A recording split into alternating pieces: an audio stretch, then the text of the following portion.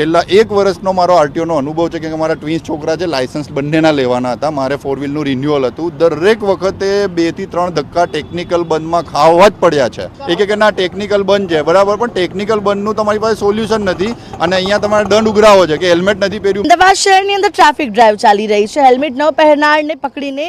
દંડ ફટકારવામાં આવી રહ્યો છે, જેથી કરીને તેઓ ટ્રાફિકના નિયમોનું પાલન કરે. પરંતુ બીજી તરફ અમદાવાદ આરટીઓની વરવી વાસ્તવિકતા સામે આવી રહી છે અને એ છે કે અહીંયા જે આરટીઓ માટેનો ટેસ્ટિંગ ટ્રેક છે 2 વ્હીલર્સ માટેનો, તે બંધ હાલતમાં છે, જેનું કારણ છે કે ટેસ્ટ માટે જે કેમેરા અને જે સર્વર ચાલવું જોઈએ તે હાલ બંધ હાલતમાં છે, જેના કારણે અરજદારો છે કે જે લાયસન્સ લેવા માટે તો આવે છે પરંતુ ટ્રેક ટેસ્ટ નથી આપી શકતા, જેના કારણે તેઓ ધક્કા ખાવા માટે મજબૂર બની રહ્યા છે. એક બે નહીં પરંતુ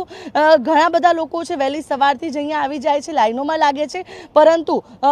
ભર તડકાની અંદર તેમને ધક્કો ખાવો પડે તેવી પરિસ્થિતિ સર્જાય છે, કારણ કે આ જે ટ્રેક છે તેમાં કેમેરા છે તે નથી ચાલી રહ્યા, જે સર્વર છે તેની અંદર પ્રોબ્લેમ સર્જાઈ રહી છે અને આ જ પ્રોબ્લેમના કારણે અત્યારે હાલ જે ટ્રેક ટેસ્ટ આપવા માટે આવતા લોકો છે તે ધક્કા ખાઈને પરત ફરી રહ્યા છે. અમદાવાદની 43 ડિગ્રી આ ગરમીની અંદર લોકો હેરાન પરેશાન થઈ રહ્યા છે અને આ જે કેમેરા બંધ હાલતમાં છે તેના કારણે તેઓ આ ટ્રેક ટેસ્ટ નથી આપી શકતા. બીજી તરફ સવાલ એ થઈ રહ્યો છે કે એક તરફ ટ્રાફિક ડ્રાઈવ ચલાવવામાં આવી રહી છે, જે વ્યક્તિ પાસે લાયસન્સ ન હોય તેમને પણ દંડ ફટકારવામાં આવે છે, પરંતુ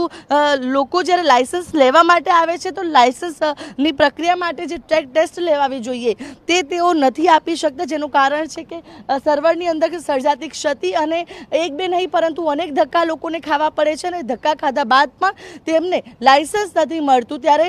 વગર લાયસન્સે લોકો 2 વ્હીલર્સ ચલાવવા માટે મજબૂર એક તરફ બની રહ્યા છે, બીજી તરફ ટ્રાફિક ડ્રાઈવ ચાલી રહી છે અને આ આરટીઓ જે ટ્રેક ટેસ્ટ છે તે પણ બંધ જોવા મળી રહ્યું છે, જેના કારણે અરજદારો છે તે હાલ મુશ્કેલીમાં મુકાયા છે. કેમેરા પર્સન નીતિન બગડા સાથે આયુષી યાજ્ઞિક, TV 13 અમદાવાદ.